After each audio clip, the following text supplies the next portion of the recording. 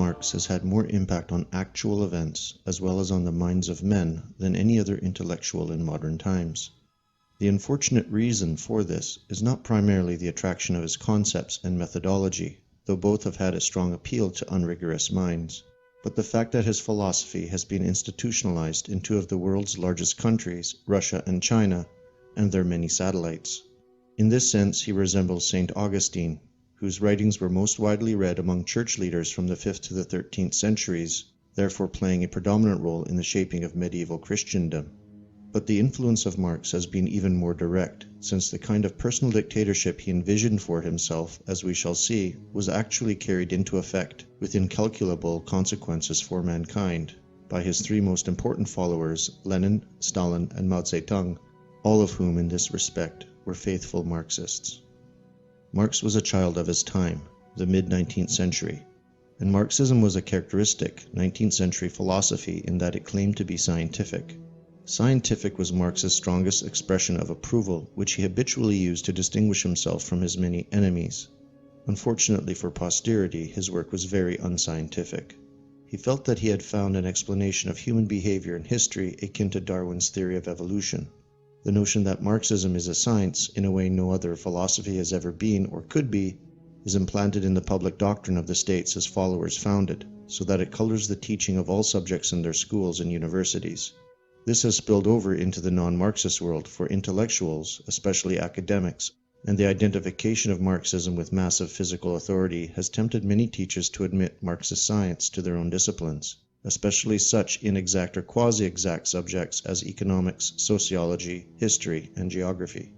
The first thing we must ask about Marx, therefore, is, to what extent was he engaged in the pursuit of objective knowledge by the careful search for and evaluation of evidence? On the face of it, Marx's biography reveals him as primarily a scholar. He was descended on both sides from lines of academics. His father, Heinrich Marx, a lawyer, whose name originally was Herschel Halevi Marx, was the son of a rabbi and Talmudic scholar, descended from the famous rabbi Eleazar Halevi of Mainz, whose son Jehuda Mintz was head of the Talmudic school of Padua. Marx's mother Henrietta Pressburg was the daughter of a rabbi likewise descended from famous scholars and sages. Marx was born in Trier, then Prussian territory, on the 5th of May 1818, one of 9 children but the only son to survive into middle age. The family was quintessentially bourgeois middle class, and it was rising in the world. The father was a liberal and described himself as a real 18th century Frenchman. He read Voltaire and Rousseau inside out. Following a Prussian decree of 1816 which banned Jews from the higher ranks of law and medicine, he became a Protestant and on the 26th of August 1824 had 6 of his children baptized. Marx was confirmed at 15 and for a time seems to have been a passionate Christian. Karl became a good classical scholar and later specialized in philosophy, in the prevailing Hegelian mode. He took a doctorate, but from Jena University, which had lower standards than Berlin. He never seems to have been quite good enough to get an academic post, however. In 1842 he became a journalist with the Rheinische Zeitung and edited it for 5 months until it was banned in 1843. Thereafter he wrote for the Deutsch-Französische Jahrbucher and other journals in Paris until his expulsion in 1848. Thereafter he became involved in organizing the Communist League and wrote its manifesto in 1848. After the failure of the revolution, he was forced to move and settle in London in 1849, this time for good. From the 1850s through the 1870s, he was again involved in revolutionary politics, running the International Working Men's Association. But most of his time in London until his death on the 14th March, 1883, that is some 35 years, was spent in the British Museum, milling about, finding material for a gigantic study of capital, and trying to get it into publishable shape. He saw 1 volume through the press in 1867, but the second and third were compiled from his notes by his colleague Friedrich Engels and published after his death. Marx then led a scholar's life. He once complained that he was a machine condemned to devour books, but in a deeper sense he was not really a scholar and not a scientist at all. He was not interested in finding the truth, but in proclaiming it.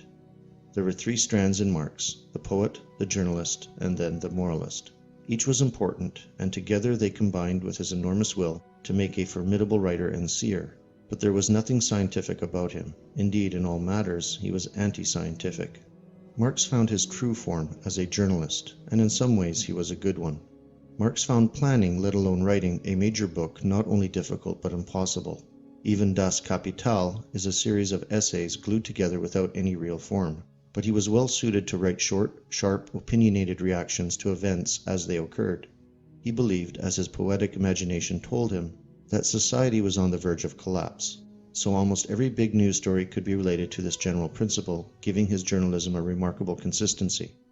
Journalistic aphorisms became the highlights of Marx's work. Its ballast was academic jargon. Over time, Marx became a failed academic, and as an embittered would-be Don, he wanted to astonish the world by founding a new philosophical school, which was also a plan of action designed to give him power. Hence his ambivalent attitude towards Hegel. Marx says in his preface to the second German edition of Kapital, "I frankly proclaimed myself as a disciple of that great thinker, and toyed with the use of Hegelian terminology when discussing the theory of value. But," he said, his own dialectical method was in direct opposition to Hegel's. For Hegel, the thought process is the creator of the real, whereas in my view, on the other hand, the ideal is nothing more than the material when it has been transposed and translated inside the human head. Hence, he argued, in Hegel's writings, dialectic stands on its head. Marx then sought academic fame by what he saw as his sensational discovery of the fatal flaw in Hegel's method, which enabled him to replace the entire Hegelian system with a new philosophy, indeed a super-philosophy which would make all existing philosophies outmoded. But he continued to accept that Hegel's dialectic was the key to human understanding, and he not only used it but remained its prisoner till the end of his life. But what has this to do with the politics and economics of the real world? Nothing whatsoever. Just as the origin of Marx's philosophy lay in a quasi-religious vision, so its elaboration was an exercise in academic jargonizing. What it needed, however, to set Marx's intellectual machinery into motion was a moral impulse, and this moral impulse eventually became politicized within the structure of his thought. Even when Marx goes on to politicize events, he still uses philosophical jargon. Quote, "Socialism cannot be brought into existence without revolution. When the organizing activity begins, when the soul, the thing in itself, appears, then socialism can toss aside all the political veils." Marx was a true Victorian. He underlined words as often as Queen Victoria herself in her letters, but his underlying does not actually help much to convey his meaning, which remains sunk in the obscurity of the concepts of German academic philosophy. Marx often resorted to habitual giganticism, stressing the global nature of the process he was describing, but this too was cumbered by the jargon. Thus, the proletariat can only exist world historically, just as communism in its actions can only have world historical existence, or communism is empirically only possible as the act of the ruling people all at once and simultaneously, which presupposes the universal development of productive power and the world commerce which depends on it. Obscure commentaries, to be sure. However, even when Marx's meaning is clear, his statements do not necessarily have any validity. They are no more than obiter dicta of a moral philosopher. Some of the sentences I've quoted above would sound equally plausible or implausible if they were altered to say the opposite. Where then were the facts, the evidence from the real world, to turn these prophetic utterances of a moral philosopher, quasi-religionist, these revelations, into a science? Marx always had an ambivalent attitude to facts, as he had to Hegel's philosophy. On the one hand, he spent entire decades of his life amassing facts, which accumulated in over 100 enormous notebooks. But these were the facts to be found in libraries, blue book facts. The kind of facts which did not interest Marx were the facts to be discovered by examining the world and the people who live in it, with his own eyes and ears. He was totally and incorrigibly desk-bound. Nothing on earth would get him out of a library and the study. His interest in poverty and exploitation went back to the autumn of 1842, when he was just 24 and wrote a series of articles on the laws governing the right of local peasants to gather wood. According to Engels, Marx told him it was his study of the law concerning the theft of wood and his investigation of the Moselle peasantry which turned his attention from mere politics to economic conditions and thus to socialism. But there is no evidence that Marx actually talked to these peasants or looked at the conditions on the spot.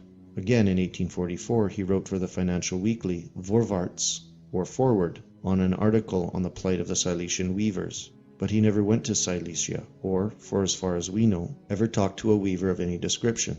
It would have been very uncharacteristic of him if he had. Marx wrote about finance and industry all his life, but he knew only two people connected with financial and industrial processes. One was his uncle in Holland, Leon Philips, a successful businessman who created what eventually became the vast Philips Electric Company. Uncle Philip's views on the whole capitalist process would have been well-informed and interesting had Marx troubled to explore them, but he only once consulted him on a technical matter of high finance, and though he visited Phillips 4 times, these concerned purely personal matters of family loans. The other knowledgeable man was Engels himself, but Marx declined Engels' invitation to accompany him on a visit to a cotton mill, and so far as we know, Marx never set foot in a mill, factory, mine, or other industrial workplace in the whole of his life. What is even more striking is Marx's hostility to fellow revolutionaries, and in particular working-class revolutionaries who had experience, that is, working men who had become politically conscious. He met such people for the first time only in 1845, when he paid a brief visit to London and attended a meeting of the German Workers' Education Society, and he did not like what he saw. These men were mostly skilled workers, watchmakers, printers, shoemakers. Their leader was a forester. They were self-educated, disciplined, solemn, well-mannered, very anti-bohemian and anti-liberal, anxious to transform society but moderate, without the practical steps to this end. They did not share Marx's apocalyptic visions, and above all, they did not speak in his academic jargon. He viewed them with contempt. Revolutionary cannon fodder. Marx always preferred to associate with middle-class intellectuals like himself, champagne socialists. When he and Engels created the Communist League, and again when they formed the International, Marx made sure that working-class socialists were eliminated from the positions of influence and sat on committees merely as statutory proles. His motive was partly intellectual snobbery, partly that men with actual experience of factory conditions tended to be anti-violence and in favor of modest, progressive improvements. They were knowledgeably skeptical about the apocalyptic revolution he claimed was not only necessary but inevitable. Some of Marx's most venomous assaults were directed against men of this type. Strangely how cultural Marxism today does the same. Thus, in March 1846, he subjected William Weitling to a kind of trial before a meeting of the Communist League in Brussels. Weitling was the poor illegitimate son of a laundress who never knew his father's name, a tailor's apprentice who by sheer hard work and self-education had won himself a large following among German workers. The object of the trial was to insist on correctness of doctrine, and to put down any uppity working-class type who lacked the philosophical training Marx thought was essential. Marx's attack on Weitling was extraordinarily aggressive. He was guilty, said Marx, of conducting an agitation without doctrine. This was all very well in barbarous Russia, where you can build up successful unions with stupid young men and apostles, but in a civilized country like Germany, you must realize that nothing can be achieved without our doctrine." End quote. And further to this, he said, "If you attempt to influence the workers, especially the German workers, without a body of doctrine and clear scientific ideas, then you are merely playing an empty and unscrupulous game of propaganda, leading inevitably to the setting up on the one hand of an inspired apostle, and, on the other, of open-mouthed donkeys listening to him." Weitling replied he had not become a socialist to learn about doctrines manufactured in a study. He spoke for actual working men and would not submit to the views of mere theoreticians who were remote from the suffering world of real labor. This, said an eyewitness, so enraged Marx that he struck his fist on the table so violently that the lamp shook. Jumping to his feet, he shouted, "Ignorance has never helped anybody yet." The meeting ended with Marx still striding up and down the room in violent rage. This became the pattern for further assaults, both on socialists of working-class origin and on any leaders who had secured a large following of working men by preaching practical solutions to actual problems of work and wages, rather than doctrinaire revolution. Marx, then, was unwilling either to investigate working conditions in industry himself, or to learn from intelligent working men who had experienced them. Why should he? In all essentials, using the Hegelian dialectic, he had reached his conclusions about the fate of humanity by the late 1840s. All that remained was to find the facts to substantiate them, and these could be garnered from newspaper reports, government blue books, and evidence collected by earlier writers. And all this material could be found in libraries. In a sense, then, the facts are not central to Marx's work. They are ancillary, buttressing conclusions already reached independently of them. Capital, the monument around which his life as a scholar revolved, should be seen then not as a scientific investigation of the nature of the economic process it purported to describe, but as an exercise in moral philosophy, a tract comparable to those of Carlyle or Ruskin. It is a huge and often incoherent sermon, an attack on the industrial process and the principle of ownership by a man who had conceived a powerful but essential irrational hatred for them. Curiously enough, it does not have a central argument which acts as an organizing principle. Marx originally, in 1857, conceived the work as consisting of 6 volumes, but the methodical self-discipline needed to carry through such a plan proved beyond his power. In short, all the first part of Marx's scientific examination of working conditions under capitalism in the mid-1860s is based upon a single work, Friedrich Engels' Condition of the Working Class in England, published a number of years before.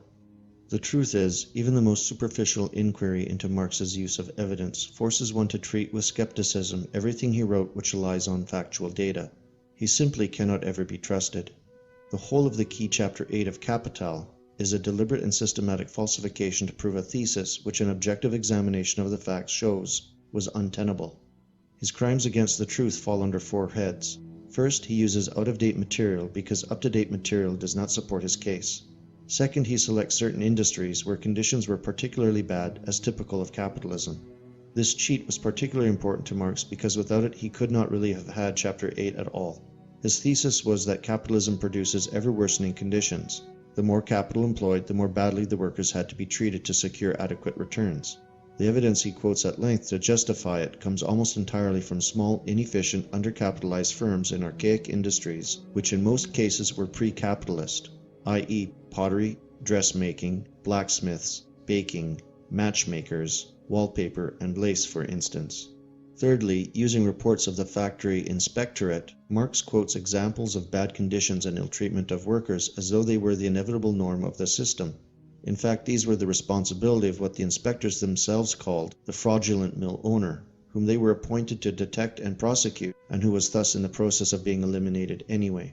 Fourthly, the fact that Marx's main evidence came from this source, the inspectorate, betrays his biggest cheat of all. It was his thesis that capitalism was by its nature incorrigible, and further, that in the miseries it inflicted on the workers, the bourgeois state was in fact its associate, since the state, he wrote, is an executive committee for managing the affairs of the governing class as a whole. But if it were true, Parliament would never have passed the Factory Acts, nor the state enforced them. Virtually all of Marx's facts, selectively deployed and sometimes falsified as they were, came from the efforts of the state to improve conditions which necessarily involved exposing and punishing those responsible for bad ones. If Marx then, though in appearance a scholar, was not motivated by a love of truth, what was the energizing force in his life? To discover this, we have to look much more closely at his personal character. It is a fact, and in some ways a melancholy fact, that massive works of the intellect do not spring from the abstract workings of the brain and the imagination. They are deeply rooted in the personality.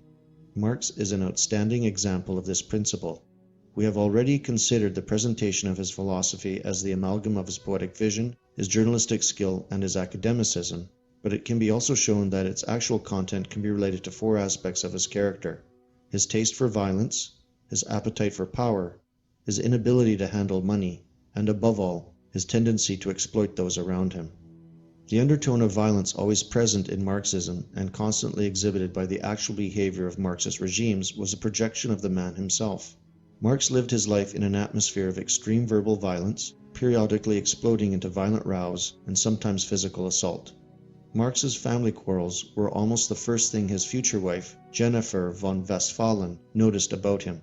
At Bonn University, the police arrested him for possessing a pistol, and he was very nearly sent down. The university archives show he engaged in student warfare, fought a duel, and got a gash on his left eye. His rows within the family darkened his father's last years and led eventually to a total breach with his mother. One of his wife's earliest surviving letters reads, "Please do not write with so much rancor and irritation."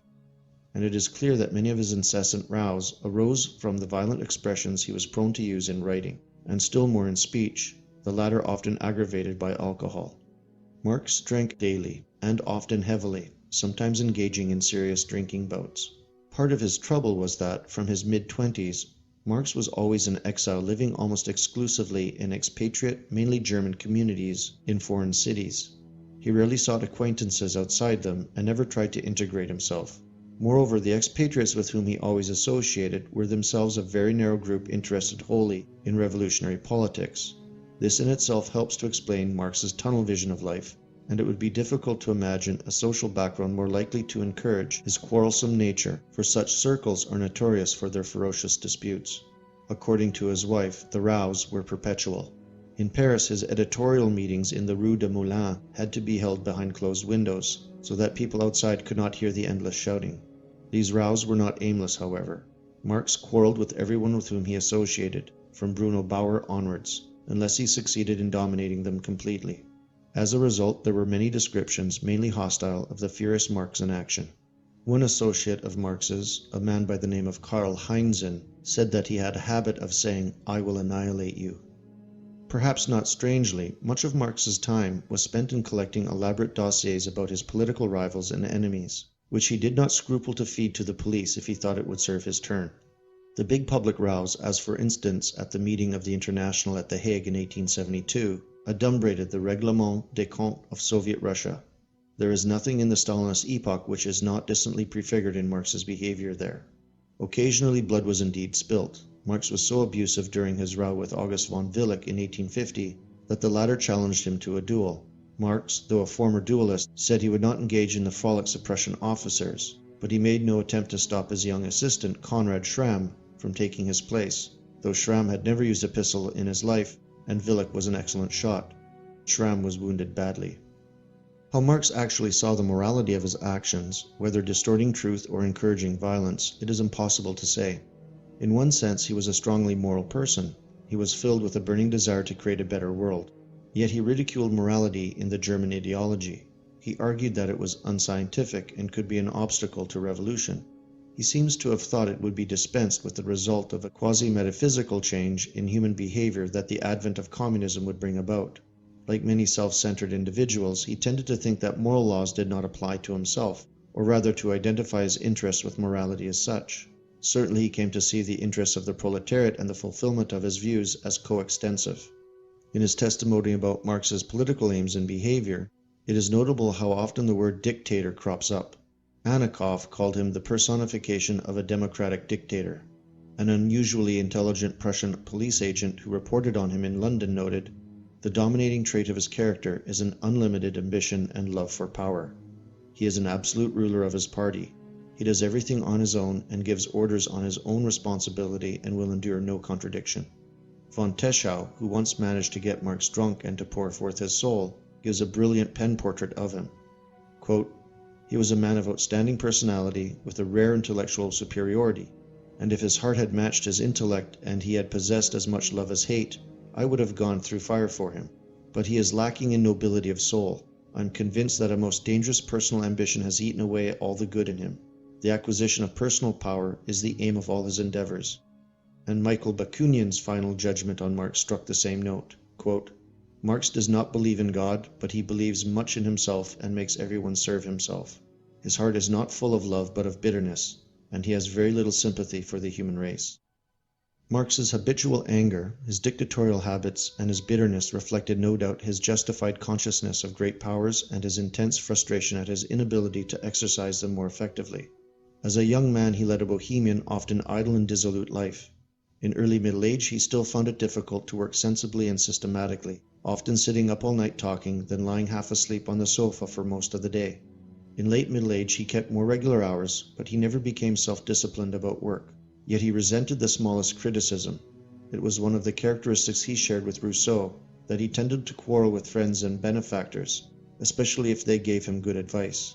His angry egoism had physical as well as psychological roots. He led a peculiarly unhealthy life, took very little exercise, ate highly spiced foods and often in large quantities, smoked heavily, drank a lot, and as a result had constant trouble with his liver. He took 1 or 2 baths every year and hardly washed his hands at all. This, plus his unsuitable diet, may explain the veritable plague of boils from which he suffered for a quarter of a century. They increased his natural irritability and seemed to be at their worst while he was writing Capital. "Whatever happens," he wrote grimly to Engels, "I hope the bourgeoisie, as long as they exist, will have cause to remember my carbuncles." The boils varied in numbers and intensity, but at one time or another they appeared on all parts of his body, including his cheeks, the bridge of his nose, his bottom, lower extremities, and penis. Still more central to his anger and frustration, and lying perhaps at the very roots of his hatred for the capitalist system, was his grotesque incompetence in handling money. As a young man, it drove him into the hands of moneylenders at high rates of interest, and a passionate hatred of usury was the real emotional dynamic of his whole moral philosophy.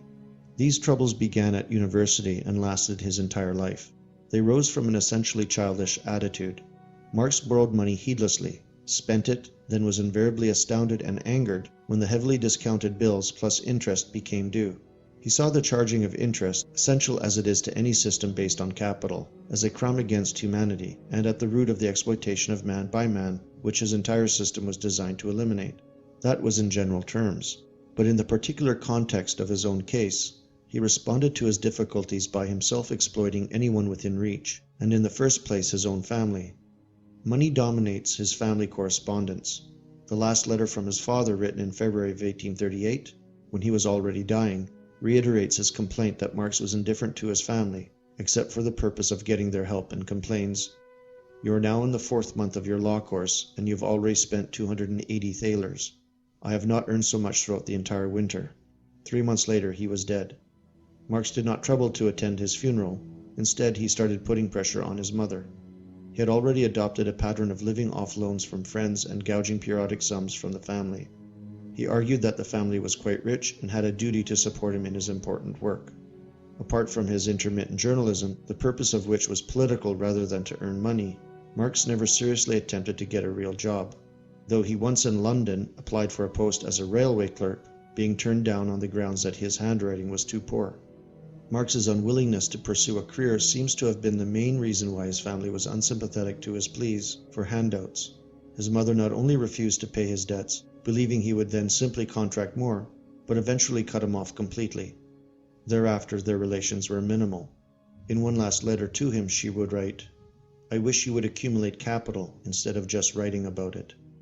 All the same, one way or another, Marx got considerable sums of money by inheritance. His father's death brought him 6,000 gold francs, some of which he spent on arming Belgian workmen. His mother's death in 1856 brought him less than he expected, but this was because he had anticipated the legacy by borrowing from his uncle Philips. He also received a substantial sum from the estate of Wilhelm Wolff in 1864. Other sums came in through his wife and her family. She also brought with her a part of her wedding portion, a silver dinner service with the coat of arms of her Argyll ancestors. Between them they received enough money, sensibly invested, to provide a competence, and at no point did their actual income fall below £200 a year, 3 times the average wage of a skilled workman. But neither Marx himself nor his wife had any interest in money except to spend it. Legacies and loans alike went in dribs and drabs, and they were never a penny better off permanently. Indeed, they were always in debt, and often seriously, and the silver dinner service regularly went to the pawnbrokers along with much else. At one point, Marx alone was in a position to leave the house retaining 1 pair of trousers. But of course the principal victims of Marx's improvidence and unwillingness to work were his own household, his wife above all. Jennifer Marx is one of the tragic, pitiful figures of socialist history. She had the clear Scottish colouring, pale skin, green eyes and auburn hair of her paternal grandmother, descended from the 2nd Earl of Argyll. She was a beauty, and Marx loved her, and she loved him passionately at first. It took many years of bitterness for her love to die, however. How could an egoist like Marx inspire such affection? He was proud of his wife's noble Scottish descent, and her position as the daughter of a baron and senior official in the Prussian government. On printed invitations to a ball which she issued in London in the 1860s, they referred to her as "Née von Westphalen," or Westphalen. Marx leaned heavily on his wife all throughout their marriage, and after her death in 1881, he faded rapidly himself, doing no work, taking the cure at various European spas, or traveling to Algiers, Monte Carlo, and Switzerland in search of sun or pure air. In December of 1882, he exulted at his growing influence in Russia. "Nowhere is my success more delightful," he said. Destructive to the end, he boasted that it gives me the satisfaction that I damage a power which, next to England, is the true bulwark of the old European society. 3 months later, he died in his dressing gown, sitting next to a fire. One of his daughters, Jennifer, had died a few weeks before. The lives of the other 2 daughters were also tragic. Eleanor, heartbroken by her husband's conduct, took an overdose of opium in 1898, possibly in a suicide pact from which he wriggled out. 13 years later, his daughter Laura and her husband also agreed to a suicide pact, and both carried it through. There was, however, one curious obscure survivor of this tragic family, the product of Marx's most bizarre act of personal exploitation. In all his researches into the iniquities of British capitalists, he came across many instances of low-paid workers, but he never succeeded in unearthing one who was paid literally no wages at all. Yet such a worker did exist in his own household. Carrying the picnic basket and other impedimenta was a stumpy female figure. This was Helen de Muth, known in the family as Lenchen. Born in 1823 of peasant stock, she had joined the von Westphalen family at the age of 8 as a nursery maid. She got her keep but was paid nothing. In 1845, the Baroness, who felt sorrow and anxiety for her married daughter, gave Lenchen, then 22, to Jennifer Marx to ease her lot. She remained in the Marx family until her death in 1890. Eleanor called her the most tender of beings to others, while throughout her life a stoic to herself.